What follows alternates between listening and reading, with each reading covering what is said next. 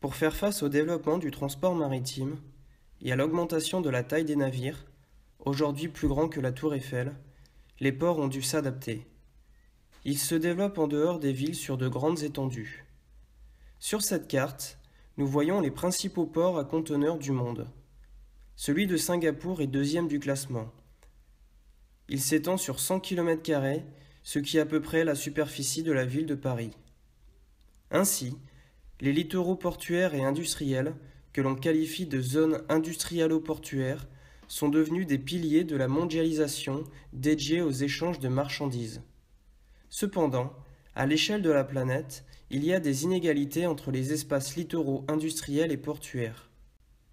Une carte des routes maritimes donne l'impression que tous les points de la planète sont reliés, mais certaines zones et certains pays occupent une place privilégiée dans les échanges de marchandises.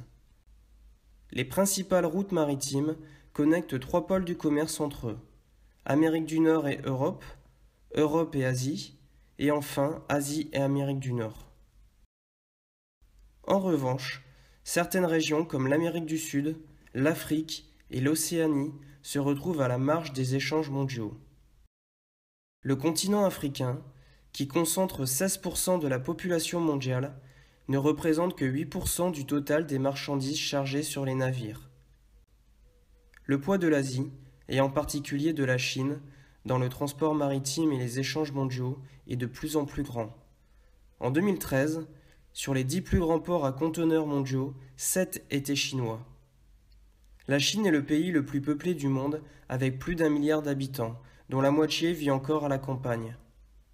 Cette population rurale, très pauvre, s'est transformée en main-d'œuvre bon marché pour les nombreuses usines du monde entier qui se sont installées en Chine. Elle fabrique par exemple des iPhones, qui seront ensuite achetés par les populations des pays riches, notamment sur les marchés européens et américains. Pour cela, ces produits seront envoyés dans les grands ports chinois afin d'être exportés en porte-conteneurs vers les grands ports européens comme Rotterdam ou américains comme Los Angeles. C'est donc désormais le port chinois de Shanghai qui s'est imposé comme le plus grand port du monde.